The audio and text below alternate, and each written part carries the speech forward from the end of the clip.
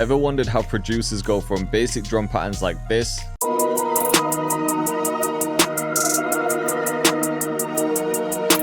to more advanced ones like this?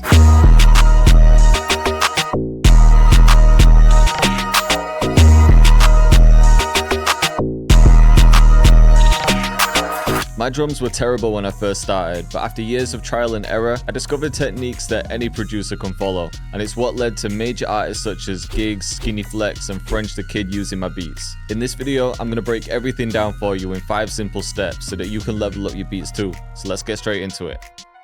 Okay, so before we add any drums, of course we need a melody, so let's cook something up. Go for something a bit faster, pull up Serum 2, and I've got a lot to talk about with drums, so I don't want to go too crazy with the melody. We'll start with some keys.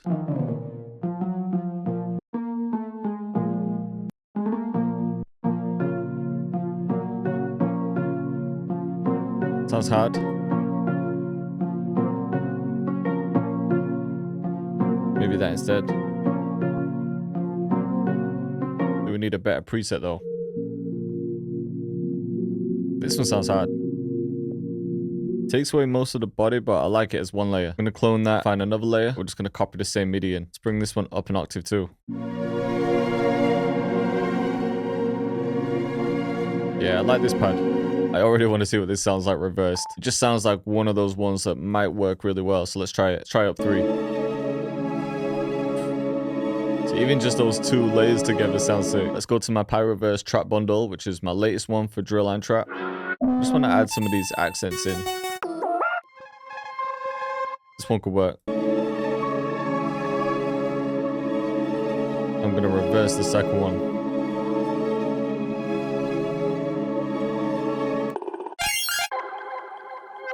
Let's try this one too. Pitch it up 1 so it's in key. And then let's try stretching this. Might actually fade these in as well. So this one can play, then it can lead into the second one. Okay, now we're going to go to one of my Serum 2 packs. This one's called Neuroveil. And I'm going to use the Pedal Tones key preset. Might just do something repetitive like this.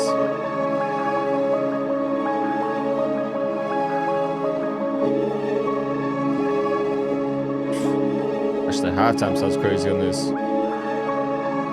Yeah, if we pitch it back up, feeling that. And then maybe this last one. Yeah, I'm just gonna wash it out with this reverb.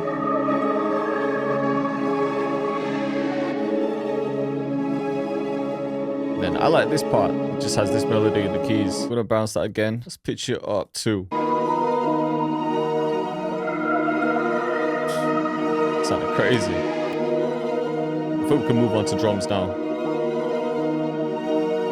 Alright, so step 1 for improving your drums is sound selection. And this is where everything starts, because if you're using bad quality sounds, no matter what you do, the beat's just not gonna hit, even if the pattern's amazing. Sound selection is like cooking. If the ingredients are bad, the meal's just never gonna be great, no matter how good of a chef you are. No amount of seasoning fixes bad meat. A good drum sound is something that just sounds good without you having to process it. If you're making trap, drill, underground, anything like that, usually they shine and cut through without you having to do anything to it. So no EQs, no compressors, nothing. I make a lot of drum kits, and my most recent ones are the Sacred Trap Suite and the Pyroverse Trap Bundle. And when I'm designing these sounds, I go through the mixing stage at that point. I might have like 10 different effects to get a snare sounding exactly how I want it to sound. So if I've done that at the sound design stage, I shouldn't need to do that again when I'm cooking up. If you listen to these, they're already hitting. To show you an example, let's bring in the snare. All I'm going to do is turn it up. You hear how it's already cutting through. If you compare that to something like this, even with the volume up, you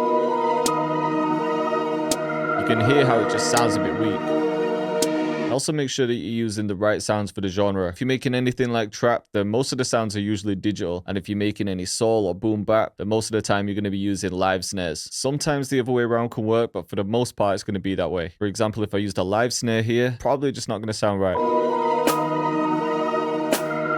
Sounds more like a rock snare or something. easiest way to train your sound selection skills is to listen to the music you like and then pick similar sounds. If you're struggling with sound selection, maybe bring a reference track into the session and then keep playing that whilst you go through your drum samples to see if you have anything similar. But if you want high quality sounds that are pre-mixed and you can use straight out the kit, just go to jcactus.com or click the links in the description. My most popular bundles are Pyroverse, which is good for trap, drill, underground, anything like that. Sacred Trap Suite, which is mostly for trap, and these have everything from drums to loops to one-shots and presets. Or if you're cooking up other styles like early 2000s, I've got bundles for those as well. All right, so step 2 is timing, and you can think of timing as where you place your feet when you're walking. You can take the same steps, but if one foot is slightly too early or too late, the whole movement feels different. There's so many different ways to time your drums, but I'm going to show you some techniques. We're just going to grab a hi-hat. Most producers, when they start, especially with trap, they just right-click and select fill each two-step. And there's nothing wrong with that. Sometimes it serves a purpose. Next thing would be to add some rolls. For example, you could change the snap to grid to half step and use the paintbrush to add some.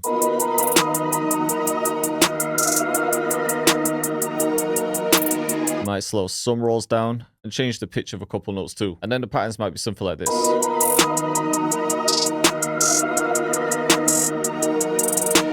I actually like this pattern. Sometimes my hats will be exactly like this. But I remember when I first started, pretty much every beat was sounding like that. Then after a while, I started playing around with different patterns and thinking more about the bounce. For example, you could do something like this.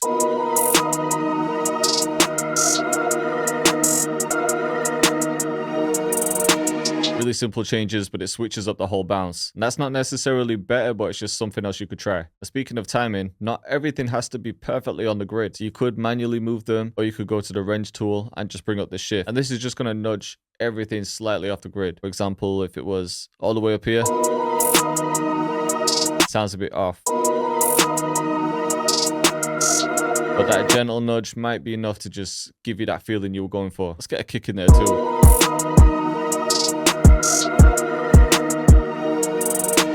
You see, the timing of this kick is sort of matching the timing of the hi-hats, especially with that pause here and the second kick landing on the roll. If we change that timing, it's going to completely switch up the vibe.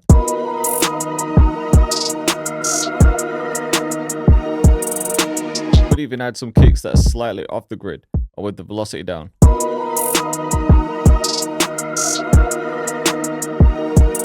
Play around with the timing of your drums. It's going to switch up the whole feeling of the beat. Let's add a couple more snares to help with the bounce too. Well, let's make the pattern longer. Do the same again here. Maybe one more here. Now that we've got a kick in, we can add the 808. And I have a lot of experimental sounds, but if you want something classic that's just going to work, and of course you can use one of the essentials like the spins. This is one of those sounds you don't know about when you first start producing, and then you wonder why other producers' 808s are hitting way harder than yours. Then you find out that everyone's just using the same sounds to start with. I'm just going to copy the kick pattern in. And usually I do this the other way around. I like to start with 808s and then copy the kick in. I'm going to pitch it up so it's in key. And if you remember when I made the melody, I didn't really change the bass note, so we can just stick to one note for now. Make sure that you right click and select cut itself. That way the notes won't overlap. Now when you want the 808 to stop, you could add a note with no velocity. Or you can go into the sound, turn the envelope on, and bring down everything that's set for the hold. Then you can control the length of the note. Press Ctrl and L to link them all together. Then you can just cut where you don't need it.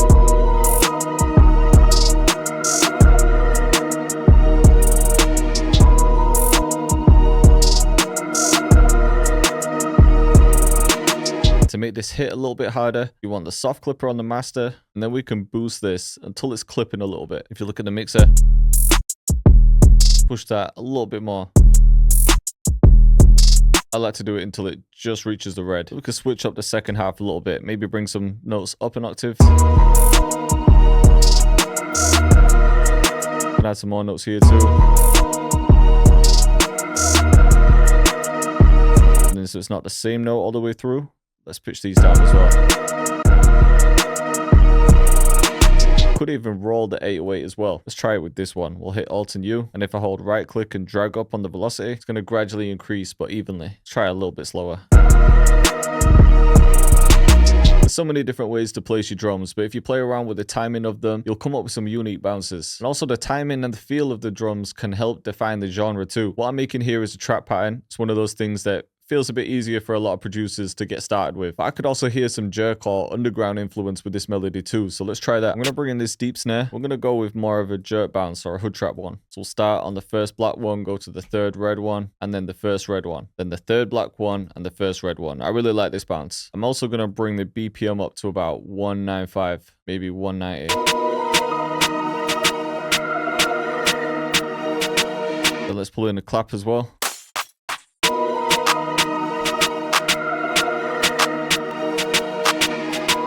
Copy that. I'm hearing an open hat here. And I'm just going to listen out for where it sounds best. Sometimes I'll have it on the first red one. Sometimes I'll have it matching the snare. Or I'll just look for some other space.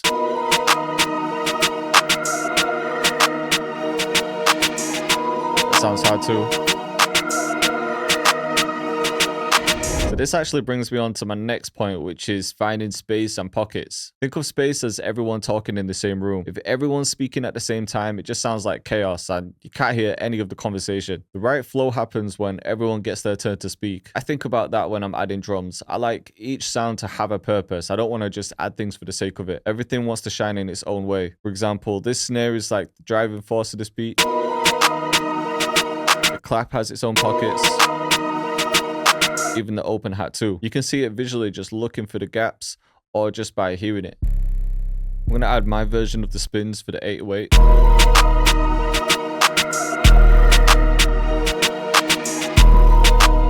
Or we could use the connection one. And I like to layer that with this one. But I take out the low end from the fuzzy one. Actually, it's the pickup one. And then we can add some distortion. There we go.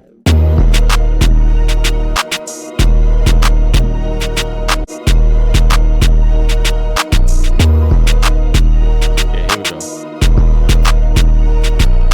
Let's keep looking for more space. I think we could add another open hat here.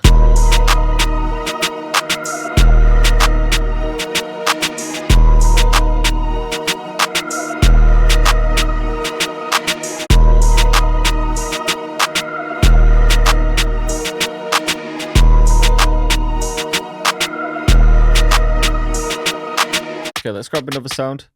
Something interesting like this. And again, just looking for pockets, looking for space. When I'm looking at the channel rack, I can almost see the gaps. So I'm thinking this might sound good because it's going to bounce off these other sounds.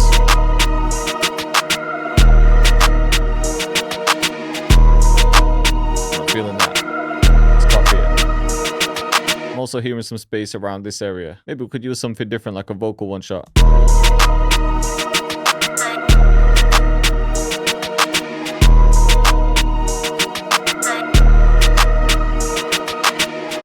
Add another sound, just little bits of percussion. Might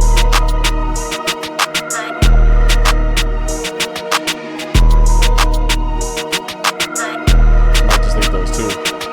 So I'm liking this pattern, and if you listen to it, everything has its own space. Even looking at it, you can just see nothing's clashing too much, and everything serves a purpose to help with the bounce. But the next part is about experimenting, and you can think of experimenting like broadening your vocabulary. It comes from picking up new books, trying new words, same way you'd listen to new music and try new patterns, and just stepping outside of what you already know. At first it seems strange, but then over time people know you've got range, clarity, and a voice worth listening to. For example, I've got something I want to try with the 808. I'm going to route both of them to the same insert so they're grouped together. I'm going to pull up Effectrix, and I'm just going to try some uncommon things like adding reverse to an 808. Set this to a quarter. Just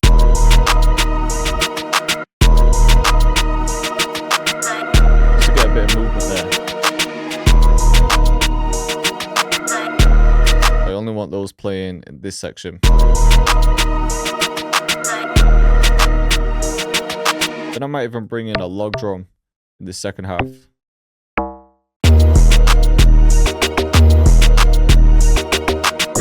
Maybe one up an octave. And then why not roll the log drum too? Maybe in this part too, the melody could go up an octave.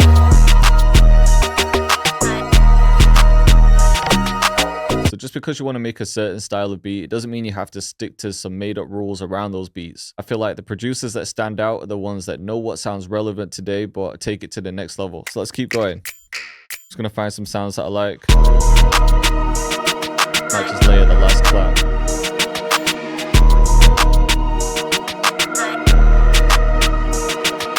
One thing that I like to do for my personal style is add some interesting hi-hat rolls. These are influenced by super trap, but I like to bring them to different genres. If you listen to them, I might just keep a few fragments. See, like these two.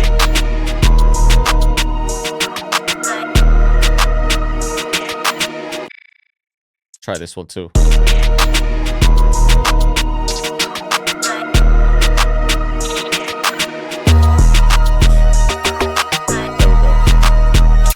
I might even get a fill to add at the end. These aren't common sounds in Jerk or Underground, but again, I'm just trying to add my own style to it. Might just keep the riser from that one. I'm gonna add a riser to it.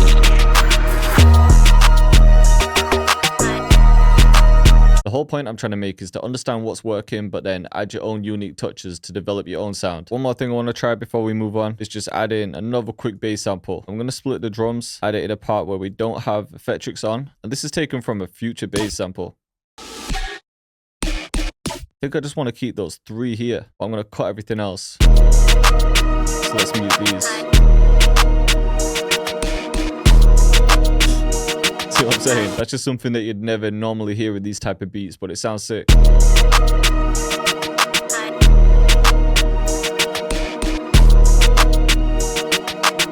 the same again here. Okay, it feels like I might be doing too much now, and that leads me on to my next point, which is restraint. Restraint is knowing when to stop talking. The most confident person in the room never over-explains. It's a bit like that saying, the loudest in the room is the weakest. It's the same with drums, because adding more and more usually isn't confidence, it's uncertainty. There's a real art to stripping back and letting the right ideas speak. For example, there might be some things we could actually take out of this beat. I'm going to start by muting some parts of the melody.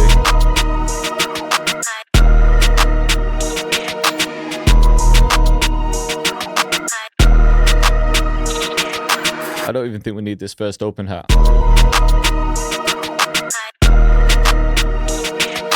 Might not even need that counter snare.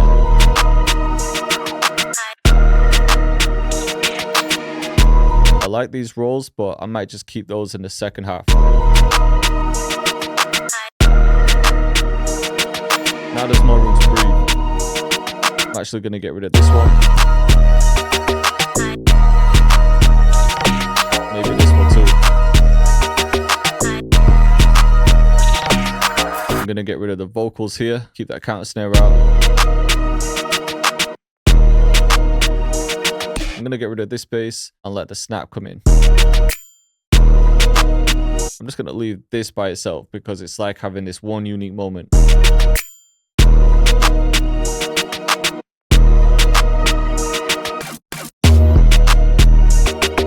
I'm going to leave the log drums out here, bring the original 808 back in. Let's copy these over as well, get rid of the riser in this one. Part of restraint is knowing who to impress too. A lot of producers focus on impressing other producers and doing a lot of technical stuff and just making the beat sound as crazy as possible instead of thinking about the artist and the end listener. So maybe you need to mute some drums instead of adding more. Maybe you need to remove some of the impressive things that kill the bounce. Just understand the difference between simple and basic. Some of the best beats out there are just the simple ones that don't have too much, but you can't stop nodding your head to it. Let's have a listen to the full beat. Instantly starting with the drums.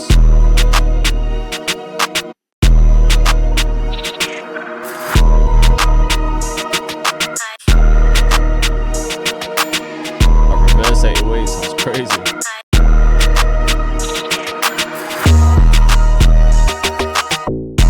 The log drums too.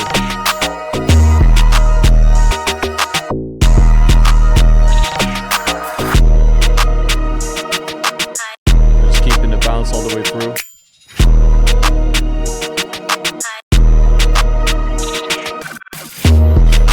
So how you guys are feeling this one?